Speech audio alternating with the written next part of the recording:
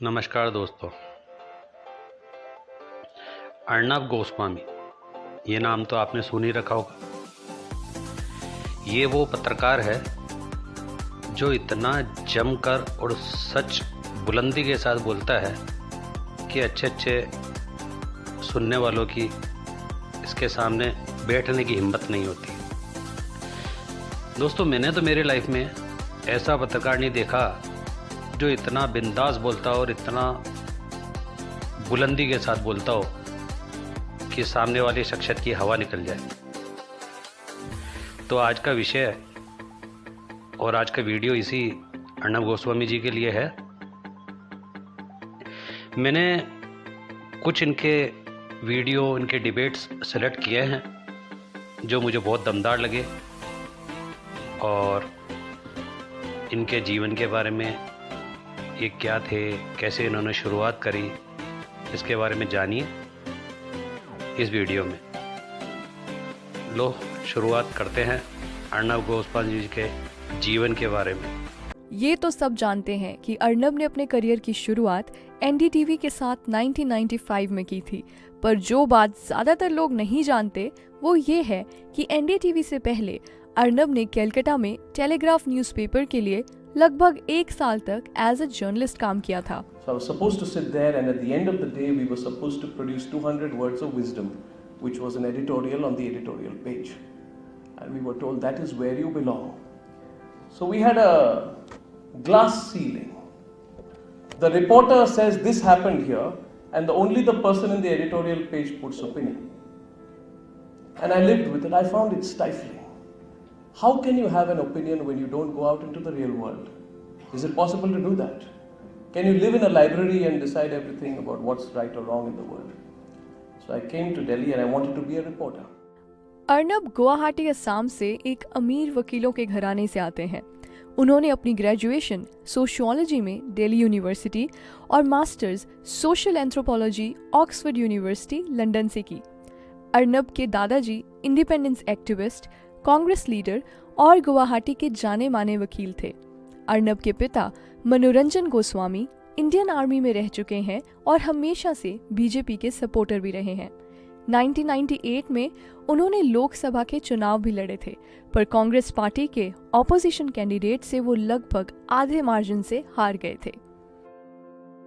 कलकत्ता में print journalist के तौर पर जब अर्णब काम करते थे तो वो छत पे बने हुए एक 200 स्क्वायर फीट के कमरे में रहते थे। लैंग्वेज बैरियर के चलते अर्णब को वहां एडजस्ट करने में काफी दिक्कत आ रही थी, पर वहीं अर्णब को अपने रोल मॉडल भूपेन हजारिका मिले, जो कि गुवाहाटी के एक लेजेंडरी म्यूजिशियन, पोएट और फिल्म मेकर थे। इसके बाद 1998 में उन्होंने एनडीटीवी ज्वाइन किया, जहां वो एंकर के तौर पर न्यूज नाइट शो को होस्ट करते थे, और ये शो उन्होंने 6 साल तक होस्ट किया था। एनडीटीवी के साथ काम करने के दौरान ही उन्होंने एक किताब लिखी थी, combating terrorism the legal challenge, जो कि 11 सितंबर के अटैक्स के विषय में थी। इस किताब में अर्णब ने आतंक और आतंकवादियों को कानून की गिरफ्त में लेने में आने वाली दिक्कतों के विषय में लिखा था। ये किताब फिलहाल उपलब्ध नहीं है क्योंकि 2007 से ये आउट ऑफ प्रिंट है। एनडीटीवी से रिजाइन करने के बाद अर्णब ने 2006 में बतौर news anchor and editor in chief Times Now join किया। वहां से उन्होंने prime time show News Hour को होस्ट करना शुरू किया। उन्होंने एक interview based show Frankly Speaking भी होस्ट किया, जहां वो international personalities like Hillary Clinton, Julian Assange, Dalai Lama, Benazir Bhutto को इंटरव्यू कर चुके हैं। अर्णब की लीडरशिप में चैनल ने Adarsh scam, CWG, 2G scam, Lalit gate और भी ऐसे कई स्कैम्स का पर्दाफाश किया है। उनके करियर की सबसे महत्वपूर्ण कवरेज रही है 26/11 के मुंबई अटैक्स, जहां पे अर्णब ने लगातार 65 आवर्स तक बिना रुके एंकरिंग की थी, जो कि अब तक इंडिया में किसी जर्नलिस्ट ने नहीं किया। अर्णब ने एक इंटरव्यू में कहा कि मैं ये जरूर चाहता हूं कि भविष्य में भारत में भी CNN और BBC जैसे चैनल्स हों जो कि पूरे विश्व में ब्रॉडकास्ट किए जाएं, और अगर ये अपॉर्चुनिटी उभरती है तो मैं जरूर उसका हिस्सा बनना चाहूंगा। मुकेश भट्ट, फिल्म डायरेक्टर, इनसे दमदार डिबेट देखिए अर्णब गोस्वामी की। The point is this: We know the history of America, Mukesh Bhatt, right? Where are all these people, including several people from Bollywood who, when they go to America, stand and do movies with the American flag in the background and do puppy juppy and say, oh my God, wonderful, cosmopolitan, lovely America, we all live the American dream. And then they come to India and say, oh, intolerant India. Do those people from Bollywood not know about the Ku Klux Klan and the rise of neo-Nazi outfits in the United States of America? And do they have the guts to say, oh, racist, intolerant America? They don't do that. So how do you say, the point that emerges is, how do you spread this message that this is an intolerant country? Is this an intolerant country, Mr. Bhatt? Is this an intolerant country? Who are you to pass a judgment like this? Is this an intolerant country, Mr. Bhatt? You're talking nonsense. Is this an intolerant country, Mr. Bhatt? Don't lose your cool. Don't be intolerant to me. No. Is this an intolerant country? No, don't put words in my mouth. You always... Is this an intolerant country, Mr. Bhatt? I didn't mention you. Why are you getting sensitive? Why are you getting sensitive? This is not the way. Why do you get sensitive? That we go there and we do the public dancing and all that. Mr. If there's Bhatt, anything wrong in America, we have the guts to say that there's something wrong there. Mr. Bhatt, I am asking you, Mr. Bhatt, don't get sensitive, don't be intolerant. Accuse of all. Why are you being intolerant of me, Mr. Bhatt? Because I shoot you. Why? No, one minute. Mr. Bhatt, Mr. Bhatt. Don't you dare talk about Bollywood people this way. Relax, Mr. Bhatt. Don't show me your temper on television, okay? No. Okay, don't show me your television temper, okay, Mr. Bhatt? I'm making a point. Nobody has a right to say my country is intolerant. My country is not intolerant. A few fringe groups don't make my country intolerant. A few hotheads don't make my country intolerant. My country is greater than that. We do not cease to be a secular country because we have had some people who are hotheads out there. And I'm asking you tonight again and again, does the presence of neo-Nazi groups and the Ku Klux Klan in America make the whole of America an intolerant country? Answer my question. These vague generalizations have been going on for Bollywood. Because I question Bollywood, that's why you don't like it. Mr. Bhatt, I'll speak the truth, Mr. Bhatt, and I can give you point after point to elaborate my argument. I am telling you, Mr. Bhatt, a violence of a few fringe groups does not make my country intolerant. My country is not an intolerant country. My country is a vast country, a diverse country.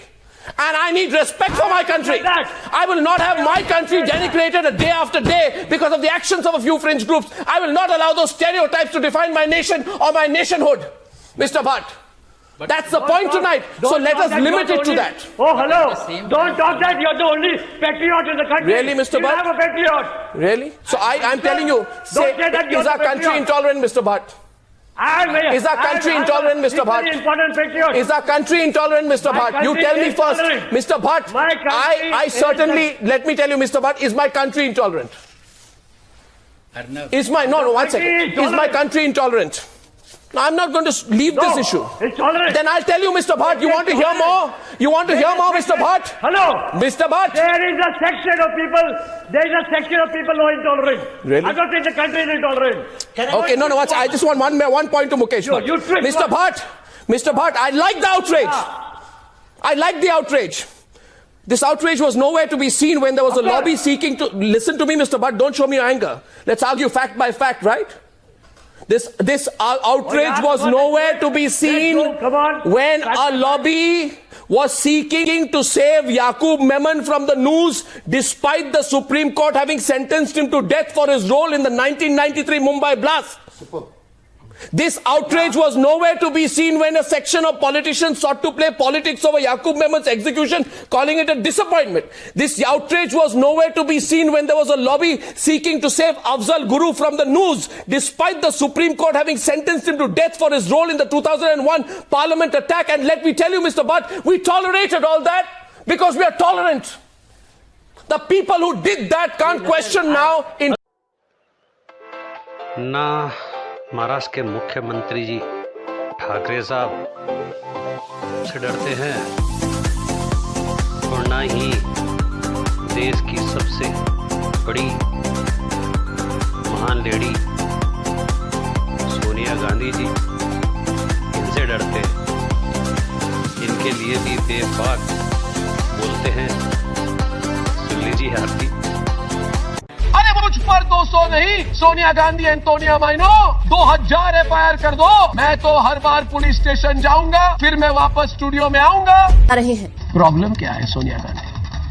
आपका problem क्या है? सोनिया गांधी, इस सवाल का जवाब लेकर रहूंगा आपसे कि आप चुप क्यों है पालघर पर। हिंदू हृदय सम्राट बाला साहेब ठाकरे के सुपुत्र क्या पालघर पर चुप है क्योंकि सोनिया गांधी एंटोनिया माइनो ने उन पर दबाव डाला है।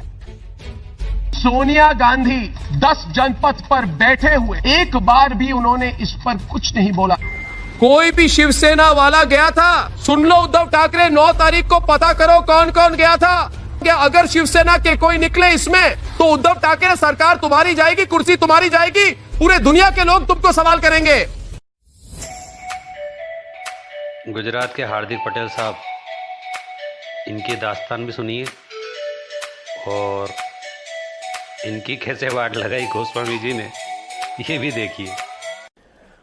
नक्सलियों के चिट्ठी के बाद लगता है लोकसभा चुनाव अब जल्द आएगा। भारत माता की जय। देखिए, रिस्पॉन्सिबिलिटी नहीं है पॉलिटिक्स में एक प्रधानमंत्री को असैसिनेट करने की प्लान। मेरी बात सुन लीजिए, मेरी बात सुन लीजिए, मेरी बात सुन। तो लोगों के सामने लाओ। अरे चिट्ठी तो है, चिट्ठी तो कोर्ट के सामने है सर। जिसने चिट्ठी भेजी वो तो होगा ना। चिट्ठी तो कोर्ट के सामने, जिसने चिट्ठी भेजी वो होगा। कहाँ सारा एविडेंस जब गवर्नमेंट कोर्ट के सामने लाता है तो फिर उसको तो गवर्नमेंट को ही तो बैक करना पड़ेगा, प्रोसिक्यूशन को बैक करना पड़ेगा। दूसरे दिन अर्नब जी ये बात भी नहीं चली। नहीं, अगर आप कहते हो अर्नब जी, हमें भी दुख है कि प्रधानमंत्री को कोई मारने की बात करता है, वो दुख की बात है, लेकिन कोई होगा तो सही ना मारने की बात करने वाला। सिर्फ हवा में बात होगी का? ये चाय वाला कमेंट आपने क्यों की? कितनी आप पर्सनल बन सकते हैं? देखिए हार्दिक, आप भी हम्बल ओरिजिन से हैं, मगर ये जो आपने कही, मैं आपको कह रहा हूं, क्यों कह रहा हूं, नशा, इंटॉक्सिकेशन, बुरा मत मानिए, बोलने का स्टाइल गलत हो सकता है, मेरी बात आप समझ रहे हैं। मैंने कहा जनवरी में आपने ट्वीट किया, आपने कहा बेरोजगार युवाओं को पकौड़े का ठेला लगाने का सुझाव एक चाय वाला ही दे सकता है।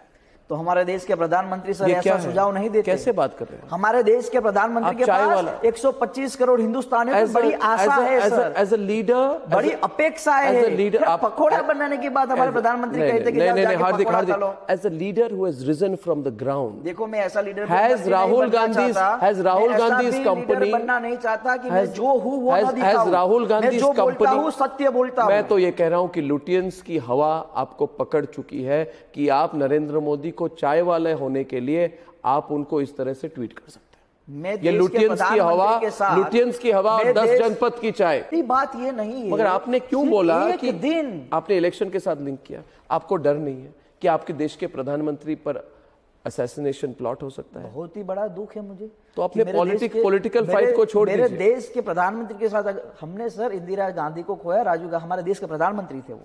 हम नरेंद्र मोदी के साथ भी ये नहीं चाहते ये हो, तो लेकिन ये जो आप बोल रहे हैं ये चिट्ठी को भेजने वाला तो कोई होगा। कहां भेजा है, उसको अरेस्ट किया सर, मीडिया के सामने तो खड़ा को पता चले देश को अंदर कौन है हमारे देश के प्रधानमंत्री को मारने वाला। आपको पता है ये फेक है?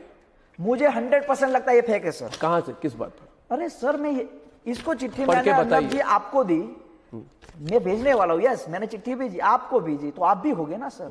सिर्फ चिट्ठी से सब कुछ होता है। चिट्ठी के साथ एविडेंस भी है, एविडेंस कोर्ट के सामने है। कौन, किस सरकार ऐसे, सुनिए मेरी बात, किस सरकार ऐसी एविडेंस को मानने के लिए इशरत जहां आई थी? सर ये डर का माहौल क्यों? इशरत जहां का तो फ्रॉड निकला ना, चिदम्बरम का फ्रॉड था, आपको पता है। सच तो बाद में नहीं, सच तो बाद में निकली, सच तो बाद में निकली कि इशरत जहां के पूरे टेररिस्ट लिंक्स थे, सच निकली। एमएचए का जो एविडेंस थे वो गलत निकली। सर घर तो उसी लैंग्वेज को लेके, उसी लॉजिक को लेके आप क्यों चोर सब खेल घर का ही, घर का लोगों को क्या मूर्ख बना रहे हो?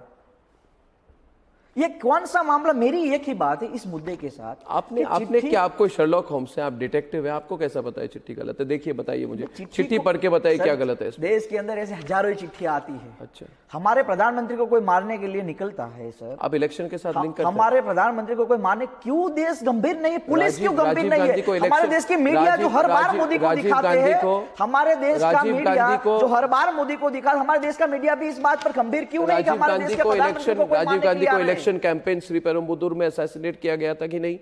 बिल्कुल। क्या आप चाहते हैं कि कोई टेररिस्ट वहां पे आरटीआई एप्लीकेशन में बोले कि मैं असैसिनेशन करने वाला हूं? प्रधानमंत्री के साथ नहीं होना चाहिए जो इंदिरा जी के साथ और राजीव जी के साथ। आप इतने एंटी मोदी कैंपेन के खिलाफ आप क्या लड़, आप सारी जो पॉलिटिक्स है आपकी एंटी मोदी, आप इसलिए 100% अर्नब जी एंटी मोदी हूं इसलिए क्योंकि अमिताभ बच्चन साहब क्या सोचते हैं अर्नब गोस्वामी के बारे में? सुनिए उन्हीं की आवाज़ में। Grateful. I hope that I can keep coming here again and again. It's just that, I'm not in politics, so Arnab doesn't call me here as often as he should. But hopefully Arnab will have another opportunity, I'm sure. Every night, Jaya and me sit and watch the news hour. And it's very entertaining. It's wonderful how Arnab conducts the whole show. It's lovely to hear the debate. At times it's very educative, especially when people come out with different ideas, thoughts, processes, discussions. And I just love the way Arnab conducts it. Yeah. So we told at home that you're coming here at the NewsHour studios. Anything that they said? They said, what, you're going to be on the news hour? I said, yeah. Oh gosh, God help you. Because they thought Arnab is going to, really be rough with me. But Raj Thackeray साहब के भी पसीने आ गए साहब। इस debate में आप देखेंगे तो आपको भी महसूस होगा। जब प्रॉब्लम करोगे तो राज ठाकरे उठेगा ना। प्रॉब्लम का डेफिनेशन क्या है? प्रॉब्लम यही प्रॉब्लम है ना। ये जो चोरी और अपहरण, किडनैपिंग, ये सारी चीजें जो हो रही है महाराष्ट्र में, ये जो क्राइम जो हो रहा है वो कहां से हो रहा है, ये आप देखेंगे नहीं क्या कभी?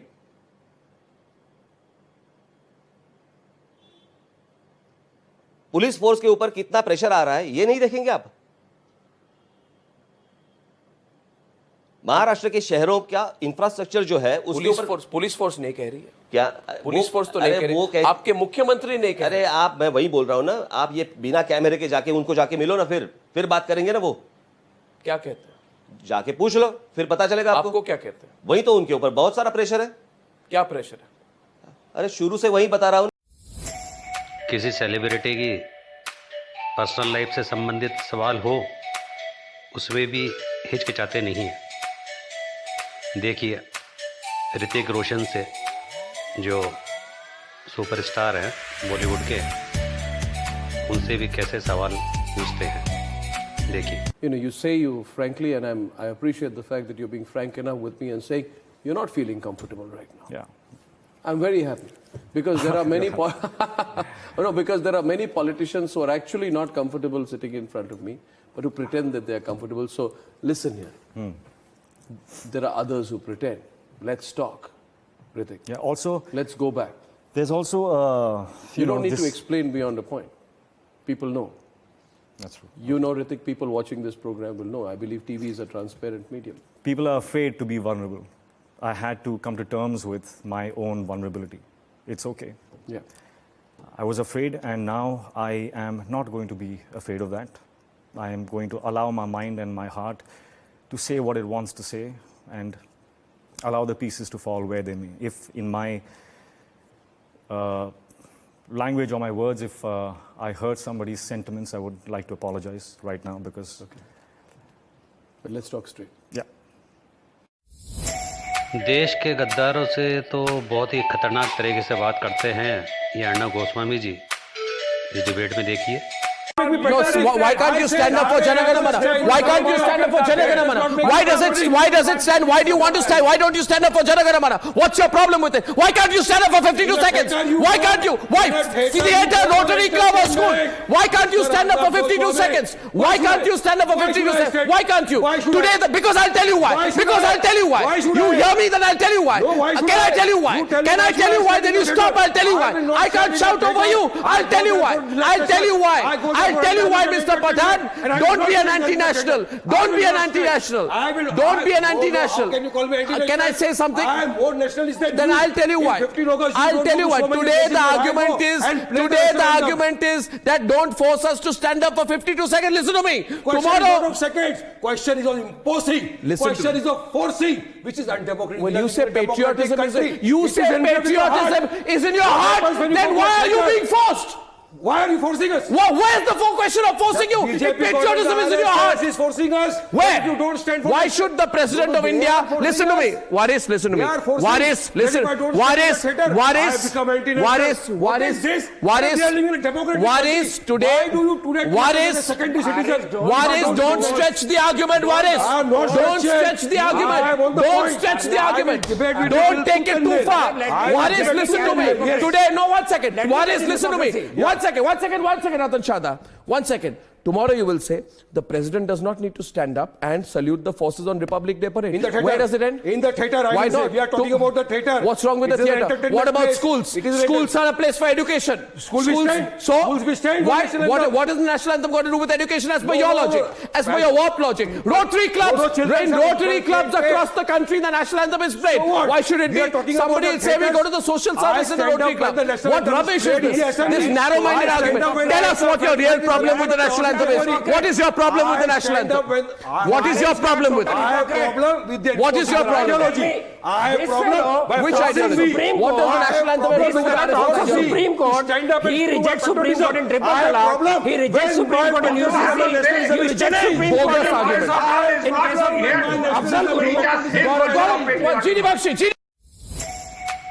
उत्तर प्रदेश के मुख्यमंत्री योगी जी से भी सवाल पूछने में झिझकते नहीं है गोस्वामी जी। देख लीजिए आप भी चाहते हैं।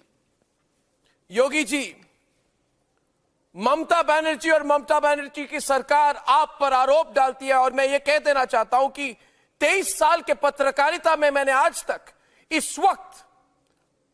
तक मैंने इस तरह का आरोप प्रत्यारोप ना देखा है ना सुना है, मगर आरोप आप पर है कि आप परमिशन लिए बिना काम करना चाहते हैं। वो कहते हैं कि आप मनमानी कर रहे हैं। क्या आप मुख्यमंत्री हो सकते हैं मगर आपको परमिशन लेनी पड़ेगी? इसमें सच्चाई क्या है? देखिए, एक सप्ताह से मेरे दोनों जगह कार्यक्रम की परमिशन के एप्लीकेशन पार्टी ने दिए थे। दोनों स्थानों पर स्थानीय प्रशासन ने परमिशन की अनुमति देने की अपनी सहमति भी दी थी। एक स्थान पर उन्होंने लिखित परमिशन दे भी दी थी, लेकिन हेलीकॉप्टर लैंडिंग की परमिशन नहीं दी। प्रशासन का स्पष्ट कहना था कि साहब ऊपर से हम पर दबाव है, हम नहीं होने दे सकते कार्यक्रम। ये बातें इस बात को साबित करती हैं कि केवल अपनी कमियों को छुपाने के लिए, अपने लोकतंत्र विरोधी और संविधान विरोधी चेहरे को छुपाने के लिए टीएमसी की वेस्ट बंगाल की सरकार इस प्रकार की अलोकतांत्रिक कदम उठा रही है और जो अमानवीय कृत्य वेस्ट बंगाल के अंदर हो रहे हैं, उन अमानवीय कृत्यों पर पर्दा डालने के लिए हम लोगों को वहां नहीं आने देना चाहती है।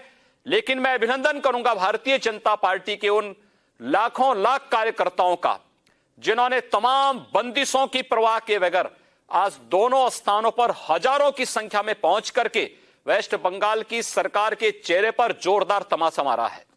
आपने कहा है योगी जी, आपने कहा है योगी जी कि बंगाल में टीएमसी की सरकार ने केवल भारतीय जनता पार्टी विरोधी नहीं है मगर जनतंत्र विरोधी है, मगर आप पे आरोप वो लगाती है। और आज जो देश में लोग देख रहे हैं, एक मुख्यमंत्री का इस दूसरे मुख्यमंत्री को अपने राज्य में आने का परमिशन नहीं दिया जा रहा है। दो सवाल हैं आपसे मेरा योगी जी। पहला सवाल यह है कि वो कहती हैं कि आप इधर जाते हैं उधर जाते हैं, कि आप बहुत पोलराइजिंग फिगर हैं, आप जहां जाते हैं लोग पोलराइज हो जाते हैं, कि आप बहुत ही सांप्रदायिक व्यक्ति हैं, आप जहां जाते हैं वहां पे सांप्रदायिक तनाव हो जाता है। वो कहते हैं योगी आदित्यनाथ जी लोगों को जोड़ते नहीं हैं, वो अली बजरंग बली वाली पॉलिटिक्स करते हैं। तो इस पर आपका जवाब क्या होगा? देखिए, टीएमसी की सुश्री ममता बनर्जी की सरकार को इस बात को ध्यान रखना होगा कि लगभग 1.5 वर्ष पहले वेस्ट बंगाल में शारदीय नवरात्र के कार्यक्रम पे जब एक साथ शारदीय नवरात्र और मुहर्रम के कार्यक्रम वहां पर पड़े थे, पूरे देश के अंदर पड़े थे, वेस्ट बंगाल की सरकार ने मुहर्रम के कार्यक्रमों को अनुमति दी थी और दुर्गा पूजा की अनुमति नहीं दी थी। उत्तर प्रदेश में हमने दोनों कार्यक्रमों को एक साथ संपन्न किया था और कोलकाता हाई कोर्ट ने वहां की सरकार को, वेस्ट बंगाल की सरकार को जोरदार तमाचा मारा था कि अगर उत्तर प्रदेश के अंदर दुर्गा पूजा और मुहर्रम के कार्यक्रम एक साथ हो सकते हैं तो कोलकाता और वेस्ट बंगाल में क्यों नहीं? रिपब्लिक भारत कि सारे जो हमारे हैं 15 करोड़ दर्शकों के मन में एक ही सवाल है योगी जी। सवाल यह है कि क्या योगी आदित्यनाथ हार मान चुके हैं? आज उनकी हेलीकॉप्टर नहीं गई, मगर आपको तो मानना पड़ेगा कि आज ममता बनर्जी जीत गए, आप हार गए, तो आपके सामने पे अब उपाय क्या है? क्या आप न्यायालय जाएंगे या गाड़ी में जाएंगे या ट्रेन में जाएंगे या अपने बंगाल के सारे कैंपेन को छोड़ देंगे? अभी मुझे 5 को फिर से बंगाल जाना है। कैसे जाएंगे? और मैं फिर उस दिन बंगाल जाऊंगा। ये मेरा अधिकार है, ये मेरा लोकतांत्रिक अधिकार भी है, और बंगाल के लोगों के हितों के लिए, उनके लोकतांत्रिक मूल्यों के लिए आवाज उठाना ये हम सब का दायित्व भी है। एक अलोकतांत्रिक सरकार के खिलाफ लोकतांत्रिक तरीके से आंदोलन करना ये हमारा धर्म भी है, हमारा कर्तव्य भी है, और हम अपने इस धर्म को, अपने इस कर्तव्य का निर्वहन करेंगे। ममता बनर्जी आपको आने नहीं देंगी। वो कहेंगी और वो कह रही हैं कि आप वहां पे लॉ एंड ऑर्डर के लिए थ्रेट बन चुके हैं। अगर कोई सरकार अपने यहां वहां पे लॉ एंड ऑर्डर की स्थिति को संभालने में विफल है, तो उन्हें नैतिक रूप से सत्ता में बने रहने का कोई अधिकार नहीं होना चाहिए। उत्तर प्रदेश देश का आबादी के हिसाब से सबसे बड़ा राज्य है। उत्तर प्रदेश के लोकतंत्र को और उत्तर प्रदेश के कानून व्यवस्था को मेरे कारण कोई असुविधा नहीं, बल्कि उसको एक संबल मिला है। आज देश के अंदर कानून व्यवस्था में उत्तर प्रदेश ने एक मानक तैयार किया है। मैं चाहूंगा कि कानून व्यवस्था कैसे होनी चाहिए, टीएमसी की सरकार को उत्तर प्रदेश से सीखना चाहिए। आखिरी सवाल योगी जी, कल रिपब्लिक भारत देश का नंबर 1 चैनल, देश भर में पहला दिन था हमारे प्रसारण का, और पहले दिन बहुत बड़ा खुलासा था हमारे चैनल पे कि 1990 में अयोध्या में गोलीकांड नहीं, नरसंहार हुआ था। स्टिंग ऑपरेशन के माध्यम से पुलिस कर्मियों ने रिपब्लिक भारत के जाबाज पत्रकारों को बताया कि नरसंहार हुआ था और कार सेवकों को दफनाया गया था अयोध्या के माटी के नीचे। आज आप मेरे प्रोग्राम पर हैं एक दिन बाद, तो क्या आप इस मामले में किसी तरह की जांच करेंगे? 28 साल हो गए, मगर न्याय कब होगा इस पर? जरूर कोई तथ्य मिलेंगे, कोई तथ्य हमारे सामने आएंगे, अवश्य हम इस बात की जांच कराएंगे। तथ्यों पर आधारित कोई भी कार्रवाई आगे बढ़ाने में और प्रदेश के हर नागरिक को न्याय दिलाने के लिए जब भी आवश्यकता पड़ेगी, हमारी सरकार उस प्रकार का कदम उठाएगी। योगी आदित्यनाथ जी, आज मेरे साथ लाइव आने के लिए बहुत बहुत धन्यवाद। Thank you. धन्यवाद जी, बहुत बहुत धन्यवाद।